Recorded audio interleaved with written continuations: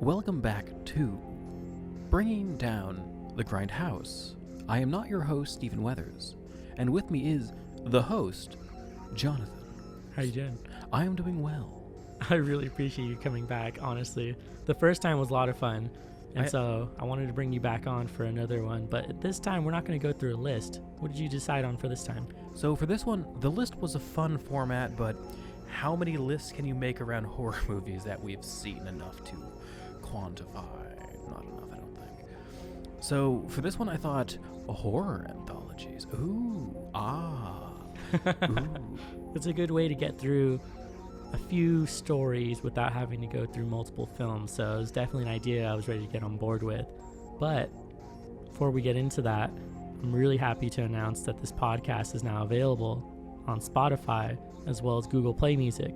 So all you got to go look for is Bringing Down the Grindhouse, and you can find us there on both places and soon to be in the iTunes store. So we need something that's more accessible. Well, assuming iTunes ever plays nice. Yeah, apparently our photo was not high enough quality for them, so we had to re-image it. Yeah, like it's stupid. It should have been fine. It was fine. I'm only slightly salty because I made it myself. What was it asking for, like 1400 pixels? Yeah, I think so. 14 or 16. Well, either way, we are now professional. I think this is official. Yeah. We're now highly accessible, easy to find. Fairly so, yeah. Should be able to show up in my podcast scrounger. I don't know what they're called. The apps that look over the podcast networks of the world and let you download them, whatever they're called. I'm going to go with scroungers. I think I can't think of the name right now. Yeah. But in addition to being on Spotify as well as Google Play Music, we do also have a YouTube page as well as being on SoundCloud. So 4 different places that you can go find this podcast. Almost 5. Yeah, Assuming soon to iTunes be plays 5. Assuming iTunes doesn't lock me out and disapprove of this podcast. Yeah, we do say swear words sometimes. I mean, I did have to mark it as explicit everywhere I put it up, but that's all right. Penis. Yes. You see, that would have been more funny if you weren't taking a drink of water and could have laughed into the mic. It's all right. I'll cut out that section and then go straight to this laugh. Oh, absolutely. All right, so what are you bringing to the table? What do you got? All right. Well, let's see. First, I don't know. I can't decide if I want to talk about Trick or Treat. Well, I was going to bring that one. Or want to talk about VHS. So you're gonna either gonna do your own or you're gonna steal mine. Oh, Choices. Fine. I like VHS, and I like VHS because to me it seemed like an all-encompassing anthology for horror films. It included something that was, say, like a slasher film or a certain murder showed up in one story. Another one included something supernatural. Another story included like a monster or creature of some sort. And then the last one included, I believe it was a cult. And so in some way you got a chance to like experience all the different kinds of genres of horror, at least like the subgenres. So VHS was at the top of my list for one of these anthologies. Looks like there were 9 directors on that one, which makes sense. Different director for each short and all that. For VHS? Mm-hmm. Oh, wow. I didn't know it was that many, actually. Yeah. Have you seen ABCs of Death? I have not, actually. Oh, there's 2 of them. The first one was better. So what it is there's already off topic. All right. Still kind of on topic. No, we're still there. ABCs of Death was, I don't know if there was no overarching story. Like with VHS, it's like people break into a house and they find VHS tapes. Yeah. And each tape has a different short on it. With ABCs of Death, it's just like the letter A. A is for apocalypse. Oh. And it literally kind of did something like that too. Yeah. Which is funny. F was for fart. It was fucking hilarious. I'm really curious to know, did somebody die because of farts? Oh, it's so much better. That's so much better than that description. Yeah, so it's 28 letters? Is that how many letters we have in English? Maybe. Oh, I feel dumb. 24? I don't know. I think it's 24. Let's round up to 26. We're both right. So there's one movie for each letter. Okay. I don't think there's any repeats of directors either. So each one's a different director. So are they short then? Like 5 to 10 minutes? Yeah, pretty much. Okay. Because I think the movie itself is like 2 hours long. Ah, okay. Give or take. Would you like some details about F is for fart? Yes. Okay. Yeah, not only for me, I think for everyone else I as think well. we could all benefit from this one.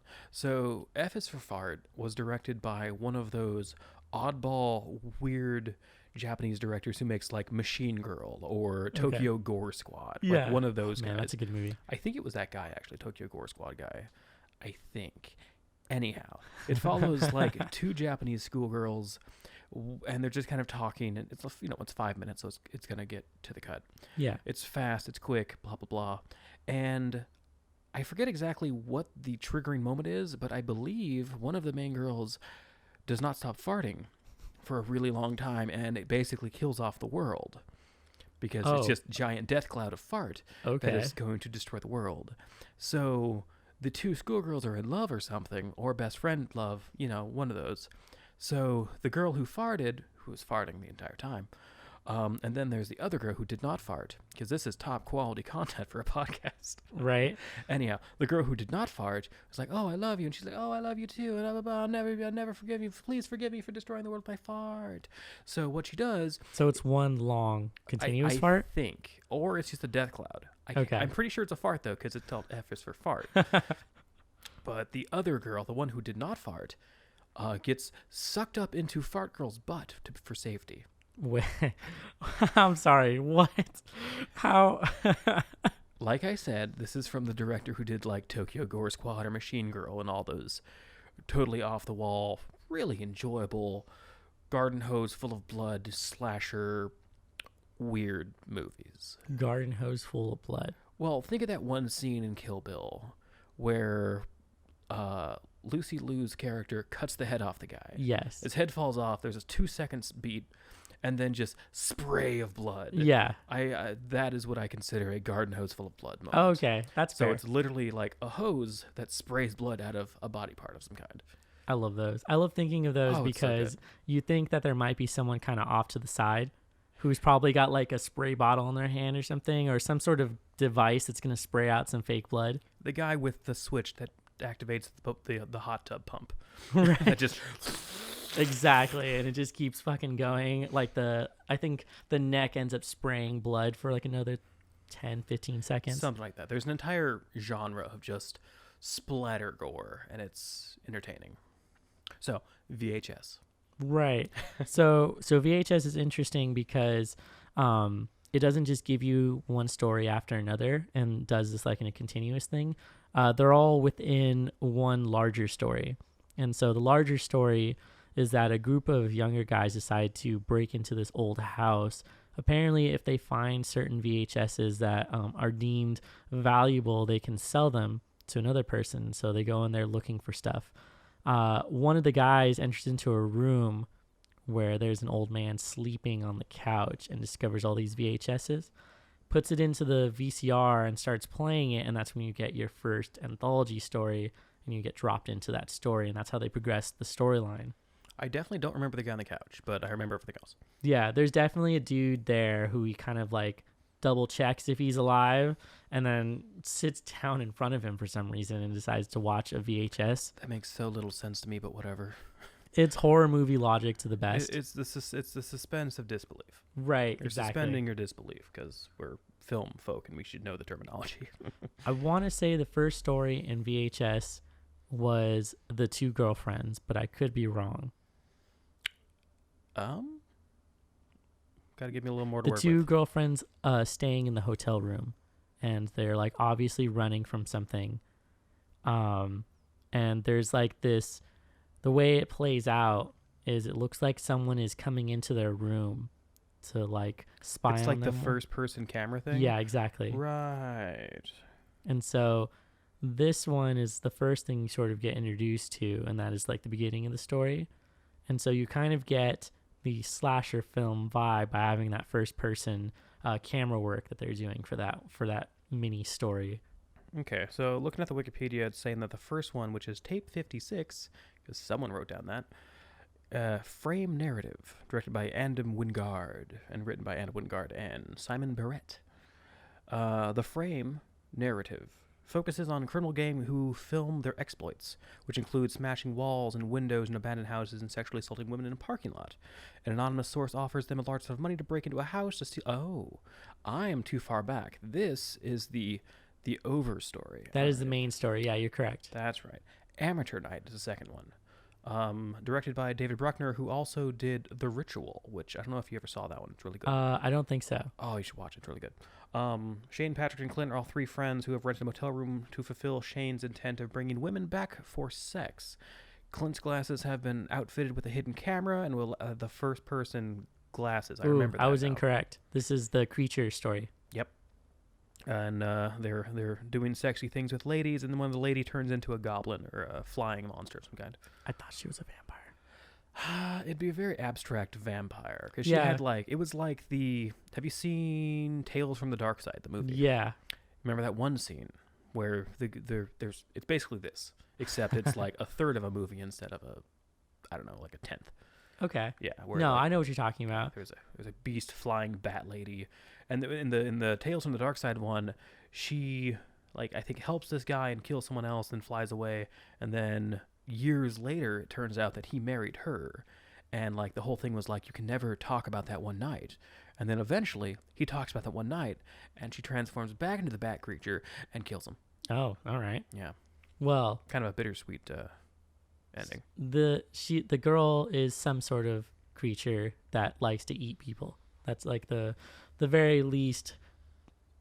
Oh man, the least descriptive thing that I can tell you about them, because there's no fleshing out of the story. The only thing you really get is the group of guys deciding to go out. One of them has, like you mentioned, a camera inside one of their glasses. So this is where you get most of your perspective from, is the guy who's wearing the glasses. I believe the entire thing is from that perspective. Mm-hmm. Yeah. And so you get to see them be out at a bar, they're having fun, and there's this one girl who's sort of attaches to the guy wearing the glasses and likes him, starts hanging out a little bit, and then she starts following them, kind of stalkerish at some point. And then he decides to take her back to the hotel that they're all hanging out at, and quickly discovers that they're just going to try to have group sex, basically. I believe so, yeah. Which doesn't work out for everybody because she kind of freaks out. Oh, according to this, she is a succubus, straight up. Oh, okay. Yeah. So they didn't bother with any of the creatures. She's just a straight succubus. Succubi, I think, is the singular. Yeah. Yes. Right? Or no, succubi, I think, is the plural. Succubus is the single. Is this like when people say the octopus thing? No. Wait, no. Multiple of octopuses. Never mind. It's octopus. Is it really? Yes. I thought you added the S's. No, that one, I believe it's... Oh, fuck. Welcome to our podcast about... where we talk about what's the plural. Entomology? Yeah. My scientist friend is going to be very upset at me if I get it wrong. Fair. Some kind of biology major? Yeah, Jess is going to be really mad at me. She's going to enjoy that I mentioned her in this, because she's screaming while she's listening to it because she knows exactly what the right term is. Octopi. Or octopuses. That's her thing. She likes to categorize animals. The taxonomy. It's all about the taxonomy. Yes, exactly. Yeah. So I liked this story in particular because you got the first person perspective, but you also got a few different themes that they were sort of going through that really stood out to me. And so one of the main things was that even though she was a succubus and was pretty much there to kill them, she was still very upset that no one was getting her consent. Was that what that one was? Yeah. Okay. Whether or not the other dude could go near her and touch her, and basically, because she had a thing for the guy that she had found, but I guess it could be argued that that was just the sacrifice she had chosen, and didn't want anyone else. That was her target. Yeah. Right. That was the main target of the night. But either way, it was something that was kind of really prominent for the story, that she was really upset that people were touching her when she didn't want to be touched. Yeah. Which is fair. I mean, you can't blame her. No, but it was hilarious when she started eating everyone. Well, yeah, of course. At one point, according to Wikipedia, she does rip off someone's genitals. Yeah, totally. Good stuff. I mean, it's not complete without some male, what's the word? Genital evisceration? Evisceration? That's really specific. Isn't evisceration I think that's where a clean cut? I think. I was gonna say mutilation, but that works. I mean, that's more of a general term. That makes more sense. Yeah. Which is fair. All right, want to go on to the next ones, or are you just kind of talking about your one? Oh no, let's move on to the next story. The next one's called A Second Honeymoon, directed by Ty West. That's the one I was talking about. Married couple? Yes. Honeymoon? Yes. Arizona? No, sorry, I keep getting them wrong. They're all so it's an anthology, so they're all mixed up in my head. Yeah, there's no necessarily direct segues between them. It's But just also there's a this good one. story, and then there's also this other story, and so forth. Oh, you know what? I spoiled it. I spoiled that story. Is what happened. Which So- which one? No, the one you just said. I'm so sorry. So it's the couple, right? And they're like going and they're hanging out, and then they go back to their hotel, and then every night in the hotel, it looks like someone is coming into their room Yes, that's right. to figure out like what's going on. And so they start lifting the cover, looking at the girl. Like you get to see her in her underwear and all these things, and you're wondering who the hell is sneaking into the hotel room to uncover them, because they have the key to whatever hotel. And so they keep going into these hotel rooms, and they keep uncovering the girl to figure out what's going on there. And eventually you figure out who the killer is, and the killer is actually the girl's girlfriend who planned to meet them there at the hotel to murder her boyfriend, and then for them to run off together into the sunset. Gay crimes. Right. Nice. Very bloody gay crimes. Very much so. There's even a scene where the intruder, as she's credited, steals $100 from Sam's wallet Yeah. and dunks his toothbrush into the toilet. That's just mean. Right. Just a few pranks before like stabbing him in the neck, I think. Yeah, right in the neck with a switchblade. Yep. Any thoughts on that one? Or I guess that's the one you were thinking of before. That was the one I thought was first, but it ended up being second in the order really doesn't matter, though. But it was interesting because it was something that I was not expecting. I was not expecting it to take a twist at the end. It is a nice twist. Right. Let's get some gay shit in here. Yeah, I feel bad for people because I spoiled it, but you'll still enjoy it. Well, then they shouldn't be listening to this podcast. We It's talk true. about the entire plot of everything we've talked about. I really should put spoiler alerts in like the descriptions. Yeah, I mean, yes. I think a better thing would be like content warnings That's fair. / trigger warnings, just because the content we're going over. If we're talking about only 2 movies in an hour and a half podcast, we're going to talk about what happens in them. Yeah, exactly. So the third one is Tuesday the 17th, which means nothing to me by that title. Directed by Glenn McQuaid.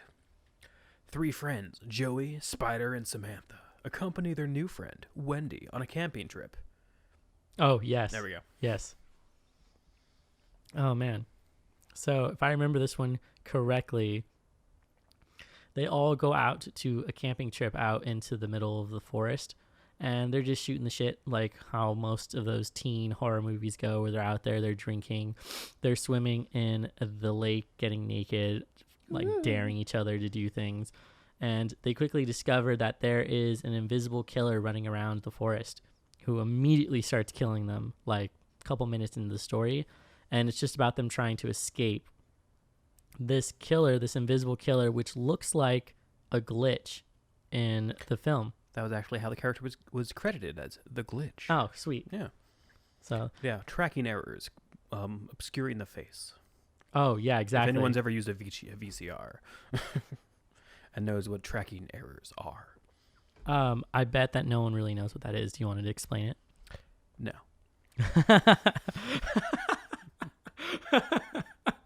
No, not really. Not my problem. Not at all. Essentially, it's just like you can't see the face. It's all blurred. You'll never figure out who the killer is. And if I remember right, the killer does get captured. So one of the girls sets a trap, I think. Wendy. Yes. Wendy reveals that she had been to this lake before where a killer had slaughtered all of her friends, and she was the only survivor. She notes that the police did not believe her when she said the killer could be in 2 places at once. The entity walks up behind Joey and slits his throat. Spoilers for the middle of that segment.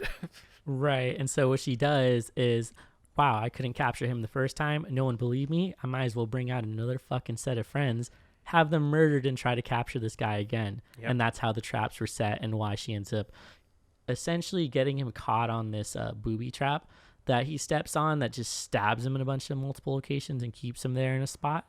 And that's how she sort of figures out that it is in fact something that she can stop momentarily, at least.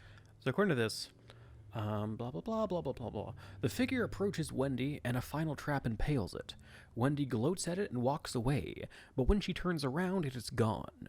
It reappears in a tree and jumps down, beats her with the camera, and then slashes her stomach, subsequently eviscerating her. Afterwards, violently inhabiting her body. Oh, it's a possession thing. Oh. Yeah. So essentially, it takes over her body, and I'm guessing the whole cycle is going to happen again, where he brings people to the forest and then they all get murdered. So continuous story, but also different sort of horror.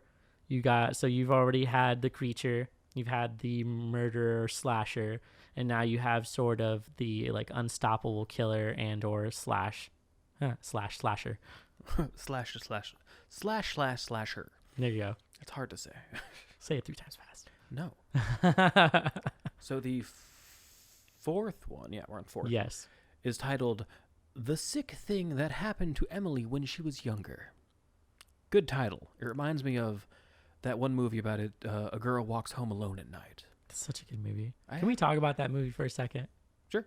So I enjoyed that movie because it became something I was not expecting at all. So I knew nothing about it when I first started watching it, so I didn't know it was a vampire movie to start with. Right. So it's like you start watching it, it's all in black and white, and you're trying to figure out what the hell is going on with this girl. Like, is she weird? Is she like possibly a murderer? Is she just really like recluse and doesn't really know how to speak with people? Then she bites someone's fucking finger off and you realize, oh, she's a vampire. And then the whole movie ramps up from there. But it wasn't even that violent. And so you end up watching it. There's a few scenes where like a dude is missing a finger. And then you get more of a longer play out of what it would be like for a vampire who happens to be a woman and happens to be living in a certain area and how that sort of plays out. It is a nice change of the vampire tropes that you always see in a lot of media, where the vampires are the ever so dapper men, usually of some kind of standing. Yeah. But to have just like your average lady be a vampire it's interesting. It would definitely be worth it to make more horror films with female vampires that were not made for like, I think we mentioned it off recording, things that were made for like the male gaze. And so they're like usually traditionally like quote unquote attractive. And so it would be cool to see vampires who are like, I don't know. You know what? It reminds me of like 30 Days of Night, where the vampires in that are extremely fucking ugly. They are not handsome. And they're more animalistic, more brutal, more predatory physically. Yes. And it was, I feel like it was paying some sort of tribute or homage to like the Nosferatu vampire, for sure. where I could see that. he's like bald, didn't have any hair, like really pointy ears and things like that. Have you seen the movie Shadow of the Vampire? I don't think so. It's got John Malkovich, William Dafoe, directed by William Dafoe. He plays the vampire. Oh, wow. Yes, it's very good. It's about the making of the movie Nosferatu. He has the best creepy smile, so I could see how that could work. Oh, it's so good. He plays the actor who played Nosferatu. Oh, shit. Like, okay. It's about the filming of Nosferatu. Oh, damn. It's really good. I've been meaning to watch that lately. I've been meaning to rewatch that lately. So it sounds like we have a movie night planned for the near future, sir. We have such a long list. Correct. Anything else about that one? No, actually, we can totally go back to the story. I just wanted to mention that one. It was A Girl Walks Home Alone at Night. I believe that's the name, yeah. I think it's still on Netflix. Pretty sure. So if you want to go check it out. Feels like totally one that's never it. leaving. Yeah. It's one of those standards that Netflix decides to just keep on there. Well, it's less so that they decide to, but like a lot of times They're when allowed Netflix to. exactly when Netflix takes movies off, that always angers so many people, is because the people who own the rights to the movies have decided to either charge more or have decided for them to just not be allowed to have it anymore. Much is the case with all the Disney movies being taken on Netflix, because Disney is starting their own streaming service. So they've decided to become a competitor to Netflix. Also see the show Friends, which they decided to spend way too much money on to keep. Yeah, you can just watch TBS. It's on there like every day. It's like a marathon, and don't they just keep... I don't think they've ever stopped. I remember going over to a friend's house and watching the very last episode, and then just sitting there on his couch And then the very first episode started next. Dang, the first episode? Well, it was after the last episode. They just started the cycle over again. Yeah, it was like an eclipse. It was just that perfect moment. What was the channel that would play like Law and Order, just all of it over and over again? Fox? I don't remember if it was No. Fox or if it was TNT. I think it was TNT. I'm pretty sure TNT. It was one of those because TNT also is the one that did 1,000 Ways to Die. No, that was Spike. That was Spike TV. That was Spike TV. Spike TV did 1,000 Ways to Die. Spike TV still a thing? We're really off topic. No, well, okay. I think they are still a thing, but they don't have 1,000 Ways to Die anymore. But I liked 1,000 Ways to Die because they had was Ron interesting. Perlman as. Did they? Yeah, Ron Perlman was the narrator for that for a long time. Oh, nice. And just hearing him describe the weird ways that people would just accidentally kill themselves was hilarious. Such a weird show. Anyway, moving back. Yeah, The Sick Thing That Happened to Emily When She Was Younger. We said the title and then went on a giant tangent. Yeah, people were like, what the fuck does that mean? Do you remember that one? I don't think so, no. I would think not. It's a really obscure name. The synopsis starts off as, this segment is shown through computer video chats. Emily talks to her boyfriend James, a trainee yes. doctor, about a strange bump on her arm. I do remember this one. Go on. This one's so fucked up. This is one of the ones where it really fucks with you psychologically because you have this I guess wannabe. No, it's not a wannabe. He's in training to be a doctor and he video chats his girlfriend very often, and so you get the view of the video chat. And his girlfriend is very visibly ill. She's not doing well and she has this weird bump on her arm and she keeps telling him about it and trying to figure out what's going on with this bump on her arm. And he's like, "Oh, it's no big deal. You're fine. Don't like pick at it, don't scratch at it," because she's like digging into her arm to try to figure out what it is. Yeah, as we've all done. You know, Yeah. he's trying to figure out what it is, and it's no big deal. And he's a doctor, so he should kind of know what he's a doctor talking about. trainee, so he's Or- even closer to the books. Right, quote unquote doctor trainee. Well, apparently she keeps seeing things in her house, especially. After witnessing a small childlike entity rush into her room and slam the door shut, Emily believes our apartment is haunted. Right, and you get a visual of that. You get to see the kid run in and slam the door, so you immediately think she's being haunted. And so you're like, all right, her house is haunted and something is happening in that way. But then she, I believe she passes out at some point. And then you discover she passes out, and then you discover that it is not, in fact, a haunting. It's totally aliens that are telling him what to do with this person. It is. So you did miss over a part where where the doctor man, James, I think, tells her that it's a tracking device. And then the next video chat, she's found all bruised and brain up, and the theory is that she wandered off into traffic in a fugue state, blah, blah, blah. And then later on, blah, blah, blah, turns out, I'll just read it. Emily attempts to contact the being, but it knocks her out. James quickly appears in her apartment and surgically removes an alien fetus from Emily's torso. Oh, God. Aliens are using Emily as an incubator for alien hybrid. Oh my God, alien human hybrids, and James has been working for them and removing the fetuses for some time. Right. The aliens erase Emily's memory, and James mentions that the bump in her arm is a tracking device. Right. So I do remember that now. So she's like, well, I'm going to confront this ghost or whatever it is that's running into my house. And she keeps the camera on so that the boyfriend can see. And she keeps asking him if he can see anything. And that's when she gets knocked out. And then very shortly after, you see him walk onto her screen, which means that he wasn't very far away from her at all. And then removes that alien human fetus from her body. She gets her memory wiped. And then at the very, very end, you find out that he's doing it with another girl. And you find out because it's a different girl, and she starts like strip teasing in front of him and stuff. Yeah, the implications that this is a large scam, an alien scam, stealing human fetuses. I couldn't figure out why, though, he was involved. Like, what was his benefit? He could have just been an alien. Right. I couldn't figure out if he was an alien or if he was getting paid or if he just liked doing weird shit like that. I feel like it's one of the two. So that is The Sick Thing That Happened to Emily when... That title is interesting in context. Right. The Sick Thing That Happened to Emily when she was younger. The title is referring to something in the past, which is what the video is of. Yeah, so you're watching something that already happened. Yes. Yeah, so it's a clever way to do the narrative. I do wonder. Yes. So, so the next one, which is 5, Yes. I think 5, which is 10/31/98, or as humans call it, October 31st, 1998. Ooh. I believe this one's the cult one.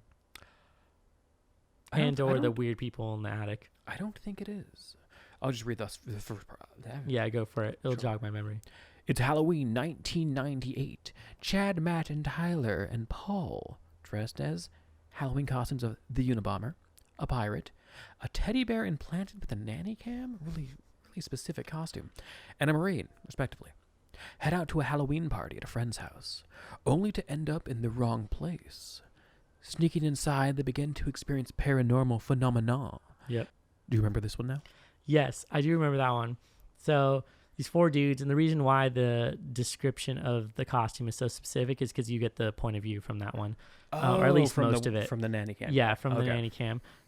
Basically, these 4 dudes are they're pretty much assholes, and they decide to go out to a party, and they're like, yeah, we're gonna have fun. They get into this haunted house, and it starts having like the most crazy supernatural shit happen. Like arms are reaching out of the walls, all sorts of like chairs and things are moving, doors are closing, and they find their way up to the attic, which is where they pretty much witness like a ritual sacrifice in process. According to the Wikipedia, they walk in on an exorcism.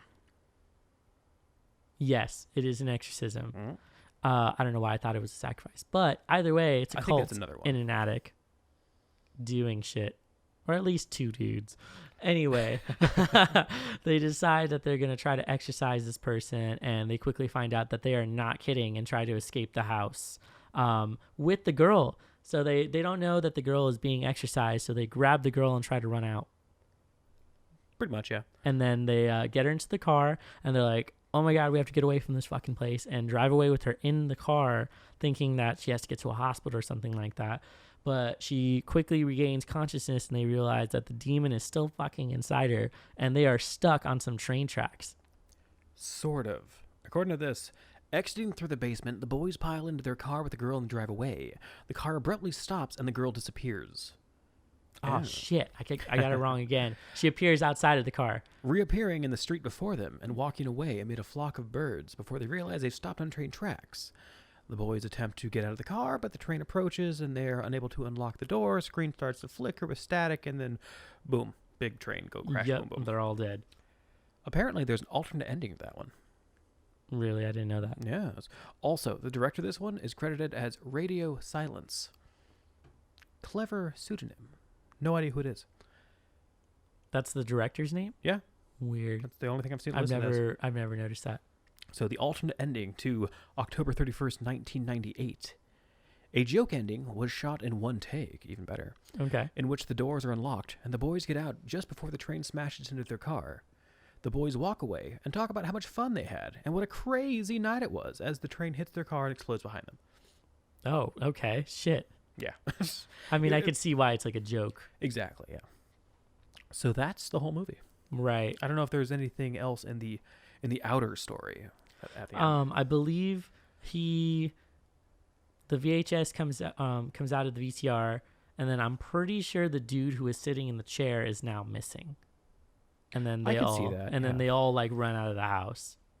But basically, I wanted to talk about this one because of the different variety of stories that you got all in one. It's a nice collection. So it's a good collection of like the subgenres of what you usually find in horror films, which includes, so what do we start with? It was the creatures or the creature We had the creature and flick. or demon, succubi, Whatever. succubus, whatever you want to call it. Then you have the straight up murder or slasher or whatever you want to call Kind of a it. slasher. I don't know, gay crimes. Gay crime. Lesbian murderer is really what it ended up being because she murders the shit out of this girl's boyfriend. Yep, and then they romantically drive away on a motorcycle. Yeah, it was kind of a weird scene because I think she's like still got the blood on her and they're like making out. So It's very dramatic. You know, and mixed feelings. You get to see somebody get murdered, but also gay love. boo and yay. Right. And so you had that one. And then you had the crazy glitch story. So that was kind of like a monster sci-fi. yeah, it's a good monster kind of thing, but it also it touches on it's like a fourth wall break by referring to like a VCR error that might show up, but bringing it into the story as like a glitch. Well, kind of, cause it's It reminds me. Did you ever see the movie Frailty? Yeah, that was a good movie. It was. Now remember, they are protected by the power of God. Right. Or And at least so, in their minds there. well, mind you. So spoilers for the movie Frailty from 1998. It's old as fuck. It's so good though. That had Joaquin Phoenix. I can't remember, but they were two celebritas. I want to say it was Bill Paxton. I think he was the cop, yeah. Yeah, I think it was Bill Paxton, Joaquin Phoenix, and then one other dude, I think. But like, essentially, they're saying that God told them to murder people. Basically, it was the God's hand killer. Right. There was a scene. There was just at the very end where it's like you don't know if it's real, you don't know if it's not, and things like that. But they are hidden by God, quote unquote. At the very end, where the police officer is checking the security tapes, it's the exact same thing. It's got the tracking error blocking his face. Right. The entire time he's in the police station. Oh, that's right. So there is something sort of protecting them. Yeah. Which I feel like I wouldn't say in the case of whatever the hell this short was called, I don't know. I don't remember the names. But I wouldn't say that it was necessarily fourth wall breaking because it didn't actively do anything. It was just something that can happen on VHS tapes, which is what you're viewing it on. So it's still within the stage, quote unquote. So did the killer then have some sort of protection source similar to what they had in Frailty? I wouldn't say it's anything similar, but I would say that it's honestly, I think it's more of a gimmick.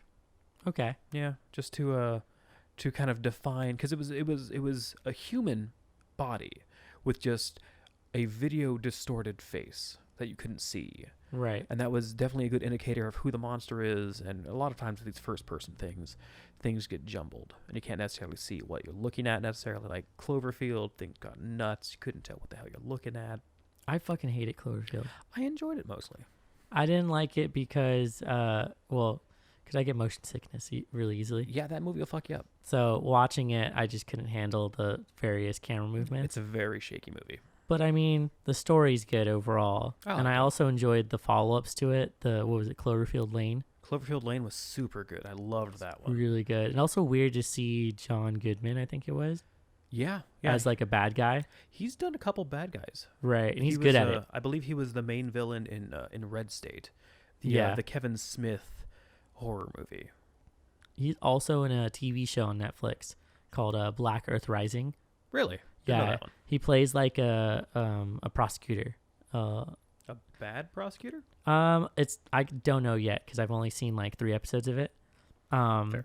But basically, the premise of the story is that there is a main girl who is from certain part of Africa.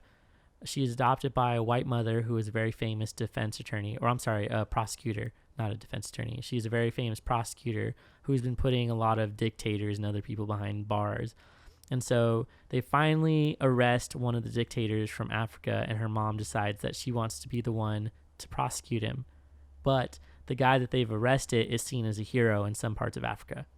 And so interesting. It gets a little bit conflicting because her daughter sees this man as like a hero, right? But her own mother is going to be the one to prosecute. Interesting. And then one of her partners is John Goodman's character. Kind of reminds me of some of the controversy around El Chapo. Oh yeah, for How sure. He's seen as like a folk hero in some people's eyes. Well, yeah, because he paid for so many different towns to basically have their infrastructure fixed. And so anyone who lives in those areas, of course, is going to be like, well, he didn't do anything wrong in our part of the world. Yeah. But also his girlfriend, his wife did not. He had a girlfriend and a wife. His girlfriend ratted on him. And then his wife was like, I don't know who he is. I've never seen him do anything illegal. Which is really, really funny. That. Probably because she's left with like a shit ton of money that they can't find. Yeah, probably. And so she's like, yeah, I'm definitely going to defend that. I have a really strong feeling someone's going to break him out of prison. Well, he's only done it like 4 times before. Right. Well, apparently he's going to like a maximum security prison, middle of the United States. I forget exactly where. I should look it up. Yeah, maximum security. There's a really good episode on The Daily, that podcast I linked to you today.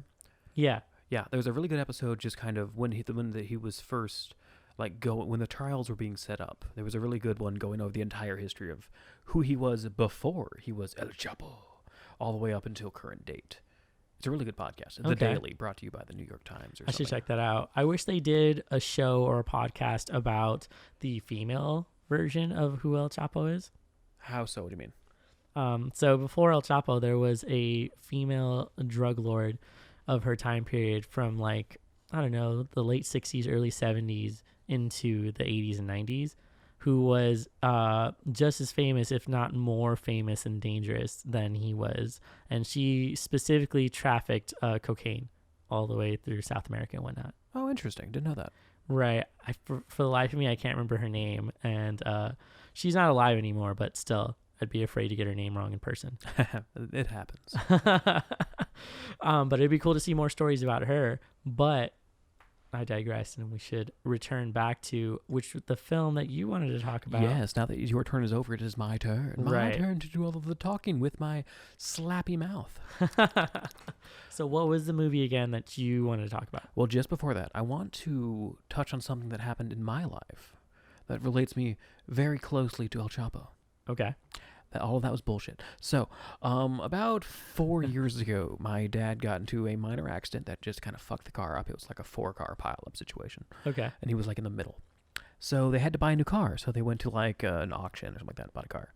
And I can't remember her name, but she was like a Mexican folk singer who was fairly famous. We got her car. Oh, geez. It had her name as the license plate, and it was her car.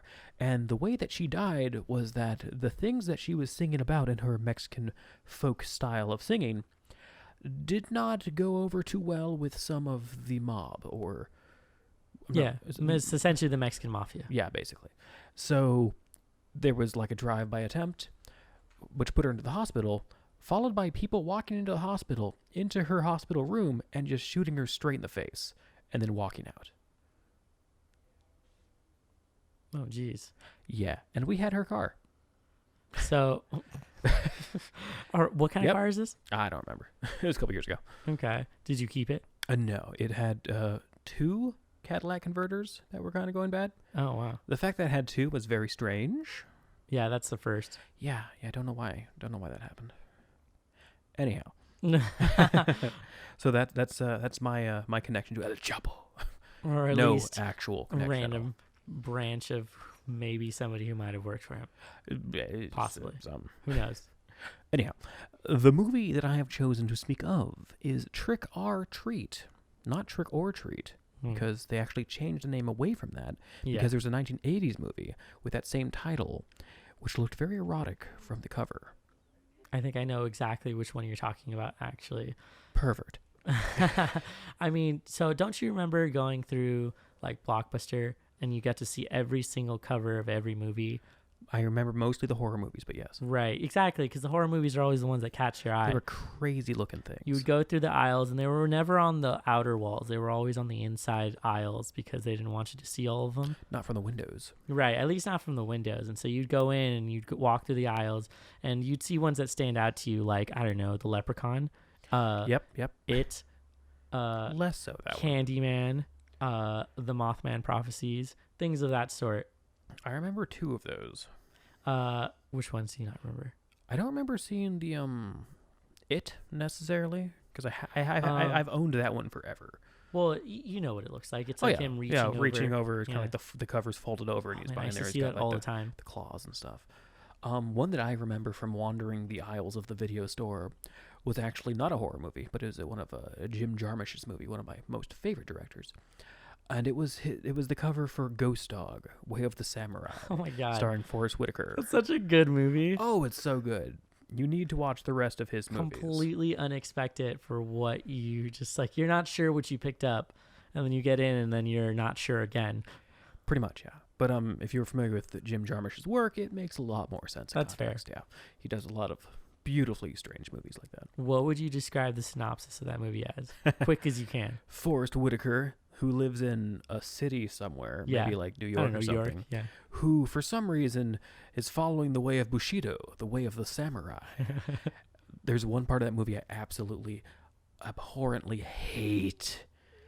And that is when he's done shooting his gun, Mhm. he flails it around like he's doing some fancy sword tricks and then sheaths it. I hate it. Oh my God. I love the entire movie minus that. Except for that scene. I hate it. That's hilarious. But yeah, and then there's like he kind of goes up against the mob, and it's a really good movie. Check it out. What is that movie called again? Ghost Dog: Way of the Samurai. Yeah, go check that out. Not a horror film, more of like an action film. Yeah, kind of a weird action yeah. philosophical situation. Yeah. Yeah. All right. Yeah. It's quite good. Yeah, it's a good side note. I'll put it in the description. Put it in the show notes. Side notes. Yeah, some sort of show notes. I should start doing that. Another thing, since we're on the topic of VHS covers, Yeah. there's a really good video by Entertain the Elk on YouTube titled "Why Horror VHS Artwork Was So Fucked Up." I highly recommend that video. It's very good. Also, I think the way that some VHS would be stacked up, they also had a picture on like the spine. Yep, they had it was a smaller picture. Right. A lot. Usually it was like a really small It's picture. like an inch wide. But it was noticeable. In a lot of if they were done well, yes. Right. If someone actually put work into it. Yeah. The last one I thought of that would show up constantly in my mind was the cover for Species, which was it was like a fancy eyeball or something. No, it was the one with the girl. I mean the actual image. Yes. I think the logo on that one was like the eye. It was like a snake's eye, a slit of an eye in the middle of the S or something. No. Oh. You think? Well, I mean, it probably was an alternate cover for it. It might have been. But there was one that had the main girl in the movie, Right. but like she's like half transformed Sure. into whatever creature it was, and she's like standing there with like her hands transformed and like reaching out to, well, I guess whoever wanted to pick up the cover, because that was like, I feel like that was a common theme for certain movies that came out around that time period. Yep, yeah. Although that's not the one I remember, but Stephen Weathers just showed me a picture of Species where she's standing there sort of half transformed, half not. It was definitely one of those movies that was made for the male gaze because she was, quote unquote, very attractive, blonde. Very naked. Very naked. Yeah, she had even This though one? she, yes, that's it. There it is. She's kind of sitting half transformed with her spooky alien looking hand and like a weird laser beam for some reason. What was Species about? She was like an alien, right? I think. And then Species 2, mating season. That was the tagline for the movie. Well, apparently she went and tried to find dudes to like Bone and quote unquote mate with. I'm hoping that she inserts her egg sac into them and they have to carry It's it. pretty violent. Oh, good. Yeah. So you I want do to? remember the cover for Species 2 pretty vividly. in my Yeah, memory. that's the one I think you were talking about. Yeah, I think so. Yep. Either way, Blockbuster should not have closed. That's what I usually argue. Although, you know what? You get to see Blockbuster revived in the new Marvel movie. God, what's the girl? Miss Marvel, Captain Marvel. The Marvelous Miss Maisel? Right, one of those. It's Captain Marvel, I think. Yeah. Captain Marvel. She crash lands in a Blockbuster. Of course she does. It's in the trailer, so like you don't have to watch the whole movie for it. Spoilers. Right. I haven't even seen the trailer. Also, Samuel L. Jackson with hair. Yeah, that's rare. You don't see that very often. All right. Trick or Treat, 2007, directed by Michael Daltrey. What was that last name? Daltrey. He also directed Krampus Yes, that's such a good movie. and the brand new Godzilla movie. The new one with all the monsters. King of Monsters. I don't think I've seen that one yet. I haven't either, but it looks real good. I should watch it. Also, it looks like they have slated a Trick or Treat 2 for next year, Fuck yes. hopefully. And also, so Trick or Treat, following the adventure of young Sam, who is not at all a real character until the very end of the movie. Yep. He has a very large head, and he's dressed up as some kind of pumpkin creature. He himself was actually from Season's Greetings, which was another alternate title that almost took place of Trick or Treat, which came out in 1996. It was an animated short that he did when he was going to NYU. It's completely hand-drawn and looks a lot like old 90s cartoons. Yeah. I mean, Yeah. I think the whole movie was sort of like loosely based off of a graphic novel, right? I think the comic came second. Really? I believe so. Ooh. Yeah. That'd be interesting. Pretty wild. I just know that there was an accompanying comic. There indeed was. And the comic was kind of featured in like the opening shots of the Yes, movie itself. it is. Yeah. So, Trick or Treat. Here is the synopsis on letterboxd.com. Okay.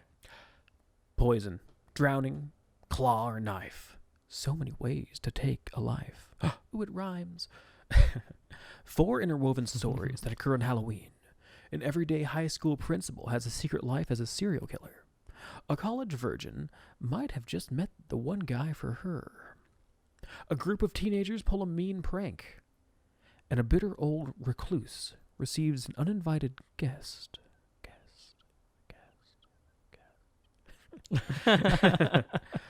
It is probably one of my most favorite Halloween movies at this point. Something that is a little bit different about Trick or Treat than the other anthologies we've mentioned, like VHS or one of my most favorite ones, which would be Dark Tales of Japan, which was actually a made-for-TV one, which I almost did, but then I didn't for this, is that there's no actual overarching story. Yeah. It just kind of flows from one vignette to another vignette to another vignette, usually full of flashbacks. At least 2 of them. They're all like interwoven at some point. So it's like akin to like, I don't know, watching Pulp Fiction. You got to see all the stories, but they all sort of connect somehow. Kind of. Really loosely though. Sort of. Because like Pulp Fiction, they're interwoven, but kind of the way they exist on a linear timeline is skewed. They're just kind of, they jump around in Pulp Fiction. Yeah. Yeah.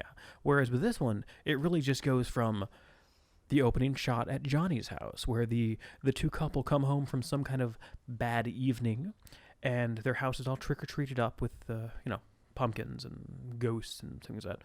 They come home. The wife is having a bad evening. The guy is fairly having a bad evening, but less so.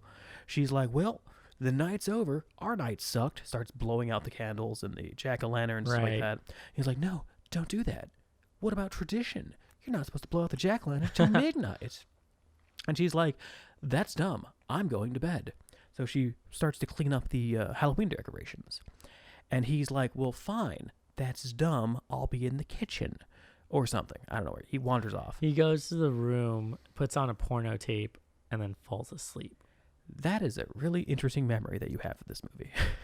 That's exactly. So I mean, I believe you. I remember part of that. Yeah. He's wanting to like have sex with his wife, who's like, she's just not having Halloween night, and so she goes outside. They came home from like a party that went bad or something. Yeah, they're like pretty much finished with their night, and she blows out the jack-o'-lantern that's in the front, and then proceeds to start cleaning while he goes to the room, turns on the porno, and falls asleep. Yeah. And then while that's happening, she gets murdered in the front yard. Yes, by some unknown assailant, later to be revealed as Sam.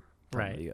The short. Which up until the end, he looks like a little kid with Don't spoil it. I'll get there. I mean, little kid trick-or-treating. How about that? Yes, he looks like a child. He was actually played by an 8-year-old. Oh, I didn't know that. Yeah, who was in there. Well, he was played by an 8-year-old, except for during like the fight scenes where he's beating up people and stabbing them. He's like on their neck. That was played both by the director and by a. Was it a puppet? No, it was just people dressed up like him. Because like there are a lot of short close-up cuts of just like a hand and stuff. Oh, gotcha. Okay. Yeah. So she gets attacked. There's a sheet thrown over her. There's a big splatter of blood, which, fun fact, they were boiling that blood earlier that day so it would steam up in the cold air of Vancouver, where every movie ever has been filmed. Right. For some reason. Black Christmas. A lot. I'm just kidding. Black Christmas was shot in Toronto, but still Canada. Most Marvel movies in Vancouver. So that is basically the first vignette, more or less. Technically, it's not part of the anthology. It's just kind of the intro. There's a little bit of argument about that. Then it kind of goes over and follows a kid who's just having a bad day, or he's a bully, or he's just kind of an asshole. He's the chubby kid from Bad Santa. He comes in, he's walking down the street, he's just smashing, he's knocking jack-o'-lanterns off a fence so they crush and go. Yep, exactly. Yeah. So he's doing that, and then he runs into his school's principal. Oh no, I've been caught. This is so great. I love the bit with the principal. It's not bad. I think it might be my second favorite part, I think. So, the principal sits him down and said, Jimmy, why you gotta be such an asshole? Why you gotta be breaking everybody's decorations? This is on his like front porch, right? This is on the front porch where Yeah. the principal himself, who's played by Dylan Baker. Oh, geez. Yes. He was one of the two people whose names I know in this movie. Right. It was him and Anne Paquin. I'm sorry. What was that? Anne Paquin from X-Men. She played Rouge. She played Rouge in X-Men. So, the principal, played by Dylan Baker, who was actually sought out for this movie from his character in the movie Happiness, which, I mean, I'm not going to tell you to not see that movie, Right. but you don't have to see that. If movie. it's a lot of effort to go find it, then don't do it. That's not the reason. I know. It's an incredibly depressing movie. You know what that reminds me of? Here's a tangent for you. Sure. I don't like the movie Eternal Sunshine of the Spotless Mind. Because Specifically because it's way too fucking sad. it's a bit sad. It kind of has a happy ending, though. Well, they do end up together. Yeah. After they realize that their memories are getting wiped. But Also, God, that's a good movie. Immediately after you say it, I hate that movie. The way it's kind of told is to kind of give you the sense that they've done this over and over and over again, and it's almost Right. like a destiny relationship. oh yeah, they Which totally get I'm at the so into. idea. Yeah, no, they get at the idea that there's like definitely a soulmate for you. And A little bit, yeah. Yeah, and that no matter what, you guys are gonna end up finding each other. A soulmate you can't escape. But yeah, no, I watched it in multiple classes for some reason. The teachers wanting to watch it. It's really creative with the way it does its camera work and the lighting and set design Exactly. and storytelling and blah, blah, blah. I'm just complaining. I didn't want to be that sad in the middle of class, is what it is. That's fair. It's a good movie if you want to feel sad. Right. Anyhow, the Moving segment back. of the principal, played by Dylan Baker. So, Dylan Baker, being the principal, sees young Jimmy walking along, being an asshole. He's like, hey, Jimmy, sit here. Don't be an asshole. And then he's just kind of telling him about, I don't know, life or something. It's been a little while. I can't remember exactly what they're talking about. But he's kind of threateningly carving a jack-o'-lantern just on his lap, just stabbing into it with a knife. And at one point, he pulls the knife out and it goes real close to Jimmy's face, like, oh, sorry, and then wipes the knife off. Well, this is when he starts getting into some weird comments about like the candy that he's eating and about like whether or not he should be eating it, and it Yeah, gets a little odd. that's one of the parts that makes this movie, in my mind, not age quite as well, is Yeah. that this entire segment is just full of fatphobic phrasing and insulting of Yeah. this chubby child. So talking about how, oh, you keep eating the chocolate, you're going to get the diabetes, and things like that. He's just, it's not tasteful. No, and the kid himself has like chocolate like spread Yeah, all across his The face. character himself, his depiction is not too flattering either. So what happens to this kid, I think, is what's next. I do believe, so he's carving the pumpkin and they're talking, blah, blah, blah. And then I believe the kid eats a piece of candy that the principal gives him and then he proceeds to pass out. Yeah, he starts like vomiting blood essentially. That's right. He's vomiting a lot. Mm-hmm. And Passes out. fun fact, that vomit was made of completely edible products. And the director even had tried some and it wasn't bad. So do they just fill his mouth with it and then he just spit it out? In most cases, yeah. That's most throw up scenes. It's All right. a little behind the veil. It was gross at the for that. Everyone part. agrees Yeah. it's super gross. It's very graphic. So So the kid is passed out. right, I from- think he's not dead at this point. No, I don't believe so, no. So from this point, there's a scene of the principal carrying the unconscious boy across his living room, and I think they go into the basement, I think. Yeah, no. Well, that's later. But he goes into the house, and then as he's dragging the kid inside, his doorbell rings because there's trick-or-treaters out. Oh, yeah, that's Comes right. to the front door, and he's got blood splattered all over him. And But they it's think Halloween, that it's so it's a costume. yeah, they think it's his costume. Like the kids are like, "That's a cool costume, Principal, whatever his name is in that movie." Principal Jerry, sure. Right, and so he's like, "Oh, Actually, it's Mr. Craig. right, yeah." So he's like, "Yeah, thanks," and like hands them candy, and then closes the door and continues to bring the kid to the back where he tries to bury him. And then Well, the I kid believe he wakes goes up. downstairs first. Yeah, he's like still laying there. No, he goes to No, his yeah, kid. I think he goes. Yeah, he's in the kitchen with the principal's son. So the principal and the principal's son are in the kitchen, and they're kind of having a bonding moment. And it's like, oh, does he know that there's a kid tied up in the basement? Ooh, what's gonna Right. happen? And then Sam shows up, the titular character who is the big pumpkin-headed trick-or-treating 8-year-old, Right. who very strangely grabs a piece of candy, which was a candy bar, I believe, and just he's kind of weird and then leaves. He just shows up in basically all the segments at some point or another. So fast forward, the principal/dad is in the backyard digging a hole, throwing the chubby kid's body in there. The neighbor's like, "Hey, what are you doing? You aren't burying a dead body over there, are you?" It's like, "Oh, Jeremy, you're hilarious." Digs a hole. Throws the body in there, blah, blah, blah. And then it's very suspicious. Then the next scene is in the basement or kitchen. I think it's the basement this time. Yeah. Where the principal and his son are both making a jack-o'-lantern out of the severed head of young Jimmy. Yeah. But the scene where he's What a burying twist. him is easily one of the funnier scenes in the movie. It's pretty funny, yeah. Because the kid wakes up in the middle of him, like, dropping him into the hole. And then he has to, like, quiet him by, like, digging the shovel into his face, basically. Because the neighbor, like you mentioned, Yeah. shows up. He's like, "What are you doing out here so late? What are you doing? Are you hiding bodies out here?" Oh, Jeremy, you're so funny.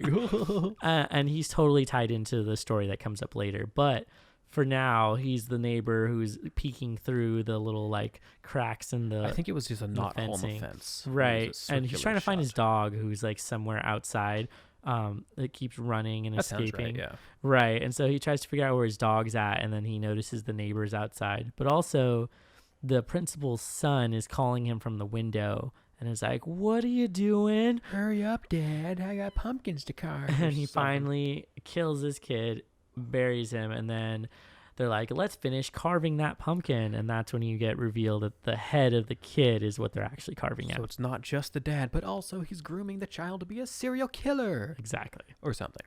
It's whatever that And is. that's pretty much the end of their story, That's I think. that segment, yeah. Yeah. The next segment is my most favorite scene or segment in this movie, which is the school bus massacre Okay. revisited. This is a fucked up story. Oh, it's so good though.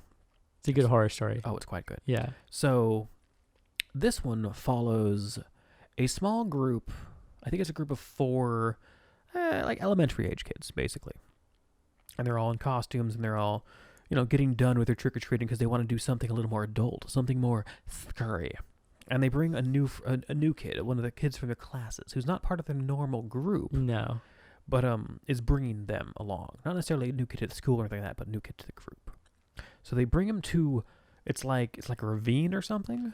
Well, okay. So before you get there, things you need to know about the school bus and the children. One, the children are all special education children. I was going to cover that next. So, okay. So they're going. They go to the ravine, which is it's dark at night in probably some semi-midwestern to East Coast kind of Yes. location. So the ravine is completely filled with fog, and you can't see into it. You can see the ledge that you're standing on, and then nothing but cloud. So they're talking about why this ravine is special, and it was like in like the 70s or something. Right. There was a school bus full of special ed kids. Some with physical disabilities, some with mental ones. It's just a big 1970s barrage of special ed, Yes. as one does in the 70s. Because, That was really common, actually. It's interesting that they kept doing that over and over again. yeah. Anyhow. I'm sorry. So what they end up doing then is what? They get all these kids on the bus. So the kids are on the bus. And apparently, all of the parents of the kids who have just been so tired of having disabled kids because they're so much work. easily the worst parents ever in a movie. Absolutely. They're basically anti-vaxxers. Yeah, that's Yeah. fair. Yeah. So they all bribe the bus driver Yes. to kill them. Right. They bribe the bus driver to drive the bus over the ravine, into the ravine, and into their death. He locks them in and then pushes it over the cliff. So that is why the ravine is special, and now it's haunted because of course it fucking is. You kill like 13 children. You dump like a bunch that. of children into a flaming bus over a cliff, it's gonna be haunted. That's just the rules. Read a book. Come on, it's science. It's science. Just read a book. So they're like, all right, well, they've got this elevator over here for some reason, and we're going to go into ravine and light some candles to pay our respects to the dead. I can only assume that it was like maybe there was a mine nearby. Yeah, I think it was something like that. and it was they like a just, mining they shaft needed elevator thing. they needed an elevator to get down. Yeah. The elevator is important later. We'll get to it. Yeah, it's like one of those caged-in ones you'd see in like a mine shaft. Right. It really was like a mine shaft elevator. Yeah, you lift up the door and then close it. Yeah. It's all like, yeah, you get the point. Yeah. So the group of 5, the 4 of the group plus the new kid, Right. they all go down into the ravine where it's super foggy, and also there's kind of like a swamp sort of thing in there, sort of. Yeah, definitely a lake, swamp, whatever you Some want to kind call of body it. of water. Basically where the school bus is sunken into. Yeah. Well, yeah. So, and then they're going down there and they're like bringing jack-o'-lanterns to honor the dead, quote unquote. And then it turns out this entire thing was a prank on the new kid, that they were just going to leave her down there. So they start like putting all the candles out and knocking over the jack-o'-lanterns and stuff like that. Right. Which, as kind of earlier established in the opening scene with Johnny and his wife who gets killed, like, you don't put out the jack-o'-lanterns before midnight or else you get angry ghosts or whatever.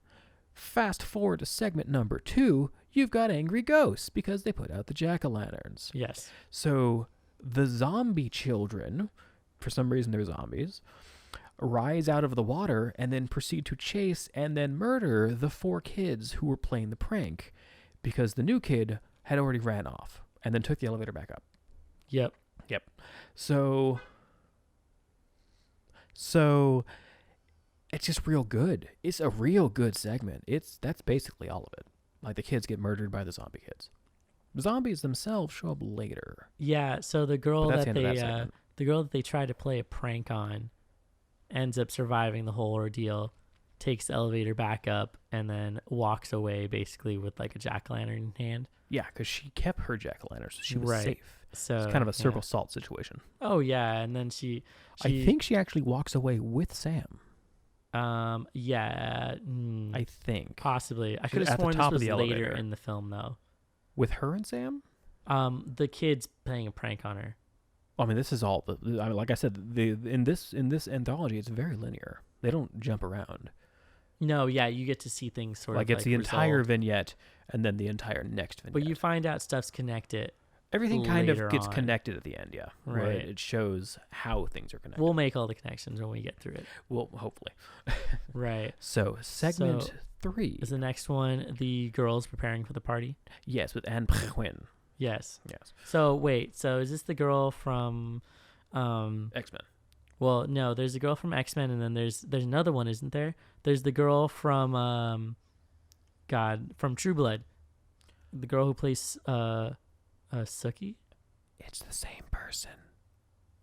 Is it really? Yeah, that's Anne Paquin. Sorry.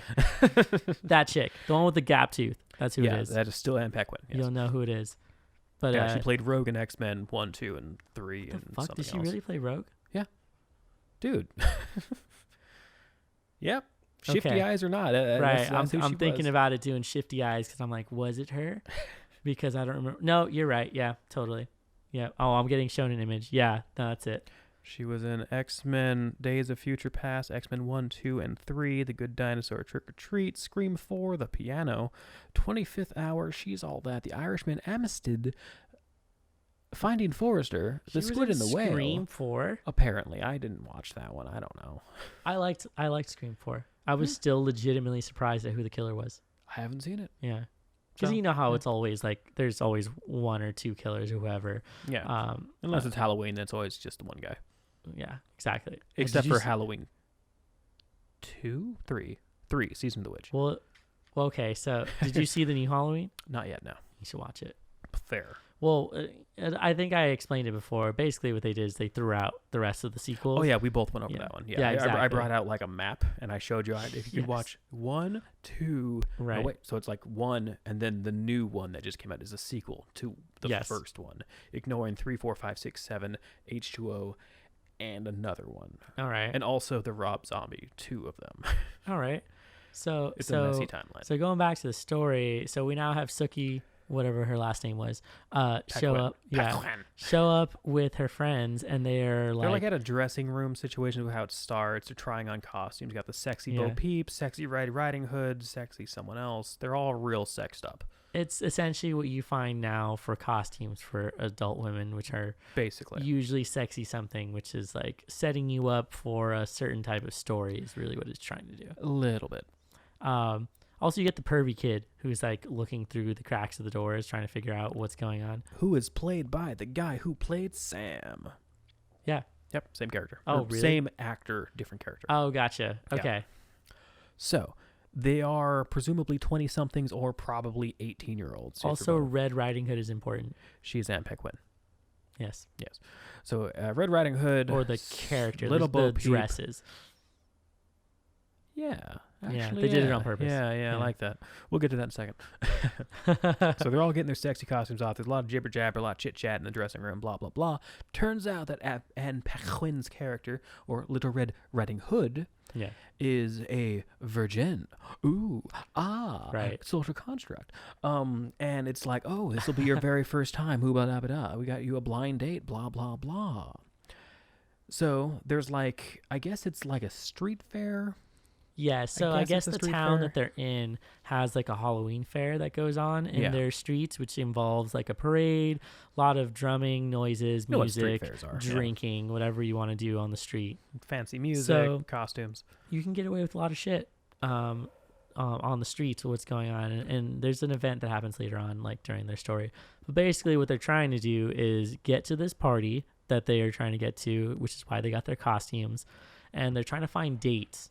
They had already picked out their dates, I believe. Well, And they got Little Red Riding Hood a blind date for Yeah. her. well, no, the two Yeah, girls Yes, they did. choose their dates when they meet those dudes in the van. Okay, so maybe it might just be Little Red Riding Hood has the only blind date. Yes. And the other ones are all on the prowl. Because they ask him, hey, do you have like a friend like for our friend? Oh, that might have been what it was. Yeah. That's And right. then that's when they're like, yeah, totally. And it's Big Jimmy over there. it's like a cut to another person who is quote unquote unattractive.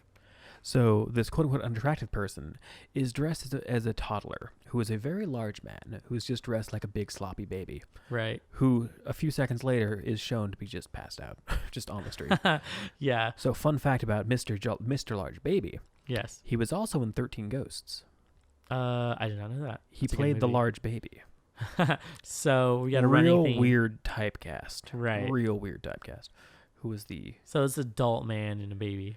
Yeah, he has done 2 movies where he plays an adult man in a diaper. That's what I meant to say. Weird career choices, but anyhow. I So- mean, you're getting paid for it, so. I mean, yeah. But I've always had this weird thing about, like, when it comes to actors and stuff. It's like, do I feel comfortable being the actor who plays Hitler or something? Oh man, I Like- couldn't do it. And then you have people who get typecast as Hitler. It's the Hitlery type of person. That sucks. That's gotta be hard on your personal morale. Right. Anyhow, street fair, sexy ladies and all that stuff. So there's this one guy who's in a weird mask, who's just kind of making googly hunty eyes at Little Red Riding Hood, just here and there, here and there. Oh, so good. It's pretty good, yeah. Kind of, it's I don't even know how to describe it. It's like just a top half mask with fangs, and also he has fang teeth. So he's dressed as a vampire, essentially. Yeah, kind of. A vampire with a mask on. No, he is. Yeah, he's got the teeth. Well, he's also got a mask. I think for it, but he's trying to hide his face. He doesn't want anyone. Traditionally speaking, vampires don't wear masks. Wow. But in this case, the person who is the vampire is very important. We will tell you later. Indeed. So he's just kind of making googly eyes here and there. He shows up in different parts of this whole entire segment. So they go to the street fair. 2 or 3 of the other ladies find their matches or whatever. It's like, all right, time to go to the sexy party. And for Anne Paquin's character, the large baby man is asleep, so she does not take him. So the next thing is they're all walking down a path in the woods. Ooh, spooky sound effects here. Well, before that happens, you What get to else? see the vampire Up close. up that's close right, and in the- attack someone in the alley. alleyway. Yeah, that's right. So you already know that He's definitely the villain. he's a villain. He's possibly a vampire. Either that or he has a blood fetish and likes to bite people, and No. that's sort of what he's getting at. And then he starts stalking the women Yeah. And then that's how he ends up on the same path with these girls, and then that's where your story picks up. Exactly. So they're walking along this dirt path in the middle of the woods. Somehow Anne Paquin's character gets separated from the rest of the girls. I think she's just kind of in her head and walking slowly and thinking stuff. And then she bumps into someone.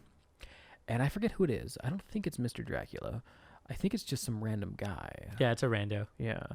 So I think she invites random guy to the party because her large baby man was asleep.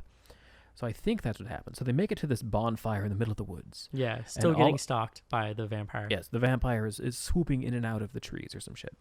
He's just, you see him from a couple shots from his perspective watching creepily from behind a tree or something. And they all go to this big bonfire party. For some reason, they're playing Marilyn Manson, even though originally it was supposed to be Patty. Oh, God, I know her name. It's You Give Me Fever. Ooh, that song. Okay. Yeah, no, I know what you're talking about. Yeah, it was supposed to be that one, but the producer's like, nah, make it sexy. Put some Manson on there. Right. All right, whatever. And then it's like she's kind of sitting off to the side, and then Mr. Dracula comes in and be's creepy and kind of attacks her. Well, he attacks her. I think the vampire attacks her on the pathway there, and then she drags him to the event. So that happens, and then as the big twist of the story, they're all werewolves. All the sexy ladies are don't werewolves. spoil it just yet. What else happens? Well, no, just the way that they do it is great. It's super sexy. So the principal is the vampire, first of all. Oh, fuck, I forgot about that. Right. So you don't find this out until he's still he has the mask on, he has the teeth in, he's on the ground whimpering because she's pretty much beat him up at this point and like broken a few bones. And she jumps on top of him and she's like, you'll have to like forgive me because this is like my first time. And then she goes to like take off her dress, but instead rips up the flesh from her stomach and reveals herself to be a fucking werewolf. And then all of them do the same thing, and you find out they're all werewolves, and the mask comes off, and you realize that it's the fucking principal that you saw from earlier. I totally forgot that it was the principal. Right. Which is just great. Yeah, that entire segment of them like transforming is so good, and definitely reminds me of like, God, what is it? It's American Werewolf in Paris. American Werewolf. An American Werewolf in England? God damn it. London. American Werewolf in London, I think. That's the first one, yeah. Yes. The second one was Paris, and it wasn't as good. Right. I fucking love that movie. Yeah, the transformations of that one were all super physical effects and stretching latex over fur. Oh, and it's just, totally. Oh, it's so good. And that's segment 3, basically. Right. Yeah. There's another one, right? There's the last segment. Segment 4. With the neighbor of the principal. The creepy old man who lives on the street named... the actor is named Brian Cox. Yes. Who has been in stuff. He's a fairly well-known actor. Apparently, he chose his own costume design. It was kind of trying to get like a Jerry Garcia situation going. Well, actually, wait. Before we go into that one, just a quick review of the last one we did. So it starts off giving you the impression that it is a sort of like male gaze story where you get to see these girls in like their skimpy outfits and they're sexy and that they're probably going to get murdered at some point in the story or someone's going to take advantage of them. Right. Then it gets completely flipped at the end of it where they end up being werewolves and they eat all of the men that they've invited. Every single man that got brought to this circle fire that they've brought them to are sacrifices and they're going to eat them there. Yeah. And so it's totally worth it to watch it all the way through to the end to see like, that. There's definitely the two arguments about like the male gaziness of it because it's shot super male gazy, super sexy close-ups of various body parts, blah blah blah. Very misleading is what it is. Yes and no, because I mean I'm not saying that's not misleading because it's very purposefully redirection, really. Yeah, like it's shown in that very stereotypical horror movie fashion where all the ladies are super sexy and skimpy and blah blah blah, and then they get murdered. But then you have to look at it from the perspective of the fact that they are the hunters and they are using themselves as bait. So it's them using it for their own power. Yeah.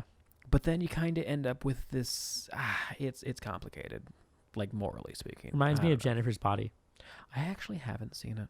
I've heard so much good things about it. The only premise you really need to know is that Jennifer, the main person, Megan Fox, right? A band tries to... A band? A band. Huh. A band tries to sacrifice her for success. Essentially, they're like, we're gonna sacrifice this virgin, and in exchange, you're gonna give us success for our band. Like an actual sacrifice. And so what they try to do is sacrifice Megan Fox's character, who is supposed to be a virgin, but she is not. And so what happens when you try to sacrifice a virgin is you create a succubus, and then she continues to hunt down other men, including the band, and that is what the whole movie is and about. can't she not die or something? I don't know. No, she can die, but it's like harder. it's difficult. I mean, it's Okay. hard to kill a So she succubus. gets I would guess. turned in like she like literally by the book she gets turned into a succubus. Yes. Interesting. Cool. Didn't know that. thought it was Also, kind of Amanda Seyfried's character is the one who sort of discovers that. Seyfried, however you say it. Seyfried, I think. Yeah. A lot of lesbian vibes. Get a makeout scene. But it is done by, I believe, Karen Kusama is the director, I think so. who is also the director of like Aeon Flux and like other things like that. So Really? Yeah. Oh, the movie? yeah. Okay. I was like, the show? Really? No. The movie. She's done a lot of horror films. She's really Okay. good. I'm gonna do a project on her. That's why I know a little bit more about her. Nice. But Jennifer's Body was one of those movies that deals with the succubus as well as using herself as sort of like bait, Mhm. and then she lures in a few Someone teenage- owning her own sexuality. and stuff like Right. that. She kind of lures in these like teenage boys and then eats them. Nice. But you get pretty like graphic eating scenes from her where like her mouth sort of like warps. Unhinges and Right, you get that huge mouth and like the sharp teeth, and then she eats all these people. And then there's a time where like she doesn't feel well, and she's just like all gloomy and like wondering what's wrong, and it's because she hasn't eaten anyone in a while. I mean, same. It's totally worth the watch. Yeah, to it watch sounds like Jennifer's it. Body. It's a Yeah. lot of fun to watch. It's a funny horror film, is what it is. Nice. And it's kind of got some flip the script on a couple things as well, it sounds like. Oh, definitely. Very nice. Very interesting. Yeah, I will definitely watch that at some point. So that was the same thing that happened with the story that you just talked about. Yeah. So let's move to the last bit. Yeah, so the last one. So in every Halloween story, more or less, you've got, Right. like, not necessarily story, but like the Halloween zeitgeist concept. There's always that one house that always has the lights off, no decorations, does not respond well to trick-or-treaters. Yes. And this last story, is about that man. Played by Brian Cox, and he is the grumpy old man. He really is. That's his whole character. He's the grumpy old man who does not do Halloween at all. And everyone thinks, like, all the kids like go by whispering, "Oh, don't go to that house. It's scary. Oh no, he doesn't. He'll eat you." How kids do. So this part follows Sam himself going up to the door, ringing ye old doorbell, and Brian Cox's character, who I don't think is named just other than like old man or something, is this is also the neighbor from the first segment. Yeah, it's the principal's neighbor. The Yeah, guy who the was one like, who's- "What are you doing, burying bodies out there?" Yeah, same one. So Same dude. and he is just kind of drinking, being quiet, has a fireplace. At one point, he is shown burning photographs. Yes. How mysterious.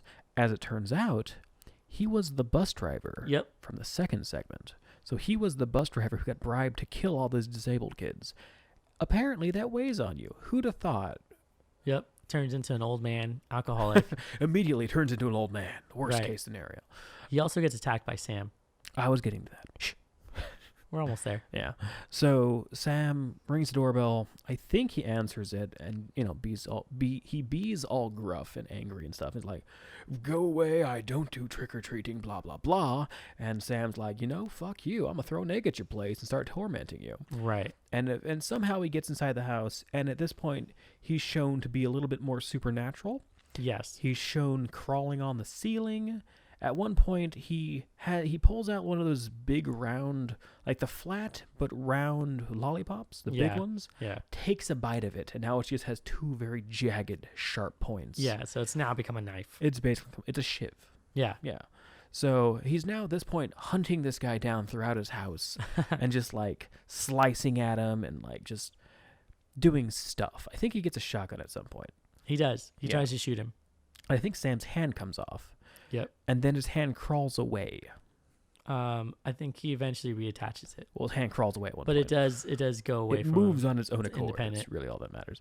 So yeah, something Think spooky, of like something Boogie supernatural. Oogie from Nightmare Before Christmas. Weird detached shit. No, sorry, Sally. Yeah, I was gonna say Boogie Woogie was just a Well, pillowcase full of bugs. Yeah, he was just bugs. A lot of parts of him move. I was thinking of Sally, where her arm kind of Crawls off and does its own stuff. Yeah, exactly. for some reason sentient. We'll talk about that later. Is Sally from The Nightmare Before Christmas a sentient collection of body parts? And or reference, what was the hand from the Addams Family? Thing. Yeah. Very good character. Love the movies. Great movies. So we've now been shown that this old man was layered with guilt and was the one who killed the bus full of children and is currently being hunted by Sam.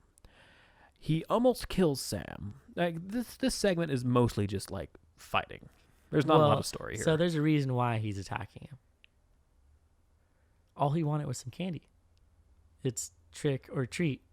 And so because he was not giving him any candy, and you know this because he goes to stab him, and then he gets the little bit of candy on the end of the broken lollipop and realizes that he now has candy, gets the candy and leaves him alone. That's what it was. And so he's like, oh, cool, thanks for the candy, and then leaves. And that's like the end of that bit. And then later on, the kids show up. There's another doorbell part, yes. The other kids show up. He's like, recovering from his new wounds. And he's all wrapped up and bandaged when he answers. And there's another ding-dong at the door. He still doesn't have decorations. So it's like, who the fuck? What's that? Anyhow, so he answers the door, and it's the zombie children from the bus accident from segment 2. AKA the kids he killed. Yes, exactly. And they all come to the house. It kind of fades to black or something like that. And then I think the credits roll, and then after the credits, the zombie kids are walking away from his house, and they're now a little bit bloody. Yeah, they've totally massacred him. Yep. And that's the movie. Yeah. Yeah, it's real good. Yeah. Real good movie. That's such a good movie. I watch it every Halloween. Oh, I love to.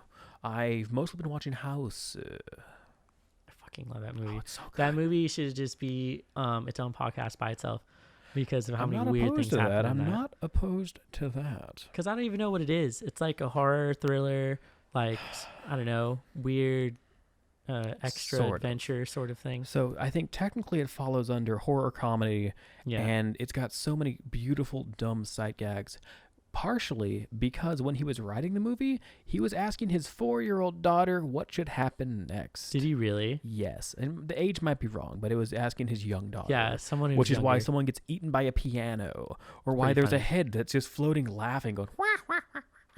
Things like that. It's so good. What also was this big movie metaphor. called again for the listeners? House with a U at the end. So H. Wait, is it with an A or what an O? country is this film from? It's Japanese. Okay. Yes. So from the great country of Japan, with their strange, Right. beautifully different from American cinema movies. It is 1976, 76. Yeah, it's 70 something. 70 Something like something, that. yeah. And it's just beautifully off the wall. There's a scene in that movie where a man turns into a pile of bananas. Yes. It is not explained at all. My favorite is still the theme music for the one girl. Every time she does like some crazy karate move. Kung Fu. Yeah. Her so, name is literally Kung Fu. Yeah, the characters' names just from the very start. You've got Gorgeous, Glasses, Melody, who's the one who plays the piano and stuff. Yeah. Kung Fu, the one who does a martial art of some kind. We'll never know what specific art. Kung Fu. And then there's Mac, short for Big Mac. Because she likes to eat. She's the chubby character. Which is kind of mean, but still, the movie is interesting. Yeah, no, it's definitely worth watching, though. It's so good. There's a really kind of deeply under the surface referencing and metaphorical retelling of, not retelling, but description of, not description. It references very subtly World War II and the A-bomb. Okay. Oh, yes, that's right. Yeah. No, yeah, I remember you telling me about this. Yeah. It's good. Also, oddly enough, if you've ever seen the meme on Facebook of the cat like shaking with its mouth open and then it transfers to Oprah, who's doing the same thing. Oh, yeah. That's the cat from that movie. Oh, it's so good. That cat is a big part of the movie. Right. May or may not be a ghost cat. It's hard to say. Possibly. Yeah. Totally. Definitely worth watching. Go check out that movie. We'll talk about it sometime in the future. Yeah. If you want to hear like a really good breakdown of that movie, you should check out the Enter the Void podcast, which is soon to be defunct, unfortunately. This is their final season. But they did a really good breakdown of House like 4 seasons ago with a special guest who specializes in something. I don't remember what. Okay. Yeah. Well, before we one last finish thing, out before we finish out, you have one more thing, right? One little thing about Trick or Treat before we finalize everything, Okay. which I thought was kind of neat, is that the 4 different segments of the movie are kind of metaphorically good chunks of someone's life in regards to Halloween. Okay. You start off with the principal and his son, where it's like you're learning the traditions as the young child. You're carving pumpkins. You're learning the secrets. You're learning how to be safe and things like that. Segment 2, when you're like elementary school kids, you're trick or treating.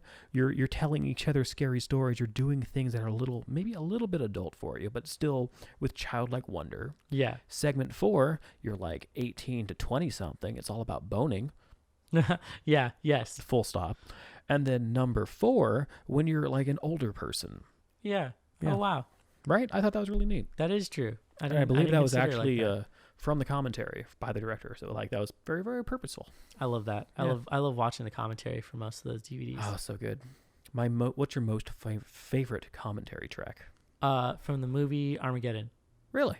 Oh yeah, I've heard something about that one. So the movie Armageddon has a commentary track that is exclusively God, I'm forgetting his name. Bruce Willis, Not Bruce Willis, the director. the other dude. Ben Affleck. Ben Affleck. It is specifically just Ben Affleck shitting on how much he hated fucking being in Armageddon. Oh, that's great. There's a great bit that he does in the middle of it where he's just like, you see, Bruce Willis is the kind of character who's just the kind of guy who's the salt of the earth kind of guy. This is the kind of guy who's going to tell professionals, who's going to tell astronauts who are doctors that it is easier to teach men who know how to drill to be astronauts than it is to teach astronauts how to use a fucking drill.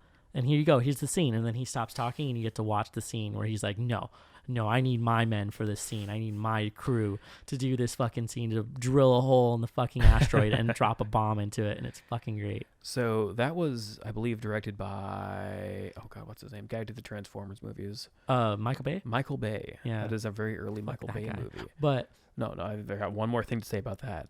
So at one point, Ben Affleck asked Michael Bay, why the hell wouldn't you just train some astronauts how to drill instead of sending some drilling people up there and train them how to be astronauts? And Michael Bay's response was, shut up. Or sounds something accurate. like that. It was great. Yeah, I can see why he did the commentary then. It's so good. It's so fucking funny. I've watched it so many times with this Have you commentary. ever listened to the commentary of any Arnold Schwarzenegger movie? No, but I it's need to go worth do your it time. now. It is worth your time. Is it just him talking about it? Yeah, it's like, hey, in this scene, these guys were Chinese, and I hit them really hard, and they flew backwards, right? It's like he's describing him watching the movie for the first time. Oh, okay. Like, that's not what commentary is supposed to be. No, not at all. But it's what it should be. That also reminds me of, who is the guy who played Gimli in Lord of the Rings? Oh, God. I don't remember his name. But essentially, he talks about how he would go to, like, the fight scenes, and he'd, like, be there with all of the extras who are going to be in the fight scene with him. And he's like, all right, I'm going to hit you first, and then you. Go. And then he would just start hitting random people, and they would have to, like, go along with it and drop, like, whenever they hit him. And that was, like, how he played out most of his action scenes. That's hilarious. Like, no training. He was just like, nope, you're dropping first, you, and then you. And that's how he shot the scenes. Another fun fact about Lord of the Rings, because we're going on a real deep tangent at the end of the podcast. We're all pent up with tangents. So it was either the guy who plays Gimli, I think it was the guy who plays Gimli, or it was Peter Jackson himself. One of the two is missing part of one of their fingers. Oh shit! I can't remember who. No, it was the guy who plays Gimli. He's missing one part of one of his fingers. I can't remember what. Just because life is long and things happen.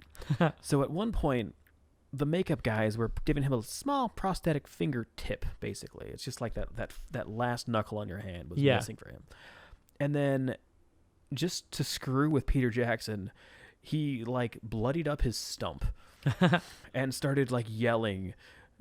And like Peter Jackson just started freaking out, like, "Oh God, what'd you do? What'd you do?" And it was just like, "Nah, I lost that in the war," or something like that. And it was just so good. Didn't Peter Jackson end up being a lot of extras in that movie? I wouldn't doubt it. He's kind of a big nerd. It's He would great. just show up as like an orc or like an extra person and was just like in multiple scenes. And if you like watch close enough, you can spot him. I wouldn't doubt it. I don't know that for sure, but I'm not Yeah, surprised. I remember seeing that. We should do an episode just on Peter Jackson movies. Oh yeah, He's done a bunch of He's horror done movies. so many good ones. Bad Taste, Yeah, Dead Alive, the one with the evil monkey. fucking love Dead Alive. Oh, it's so good. With a drop kick a baby zombie into a blender. I was like Death by Blender. Yeah, it's garbage movies. One I love of it. two I can think of. Death by Blender. Yeah, What's the other one? You're Next. Fair. Yeah, she like breaks it and then like smashes it onto his head and then plugs it in. Thinking of just stupid deaths of randomness reminds me of the Buffy the Vampire Slayer movie. Yes. And there's a scene where I think it's, oh God, what's his name? Pee Wee Herman. Yeah. And he's a vampire in that movie for some reason. For some reason, he was in that movie. And I think he gets like killed by a stereo. And he just says, "Death by stereo." Oh, that's great. So dumb. Love it. Are we done? We're just about. I think I have just one question for you Popcorn. because I like to. Right? No. The question I had was, what is the last thing that you watched that legitimately scared you? Ooh. Good question. And I'm That talking like scared me. you were really like scared. You had to leave the light on. You were cuddling up with Rebecca. Any one of these on the list where you were like, oh, I don't want to watch that again. That really like spooked me. I don't think I have an answer for that one. Like in a lot of cases, I don't necessarily get like super scared by movies, and I've been watching a lot of garbage lately. Okay, that's fair. Like a movie called Ghost Keeper about a haunted ski lodge that might have a Wendigo. Wendigo? Wendigo. Wendigo? Wendigo. Wendigo? Wendigo. I think I've heard both. It's the Native American one, right? Yeah. Yeah. Yeah. Yeah, that's a bad movie. It's like 1980. Well, where is it set? Canada. Okay, yeah, I can see that. Native Yeah. American tribes were Yeah. all around there. I was just like, a Wendigo's kept in the basement of this abandoned ski lodge. And these guys wander up into the ski lodge because they saw a path that was blocked off. And like, ooh, a blocked off path. I'm going to take my snowmobile up there. You guys should follow me. Blah, blah, blah. And there's kind of a romantic thing or whatever. And it's not a good movie. It's worth Okay. watching. All right. It's worth watching drunk. It's not a good movie.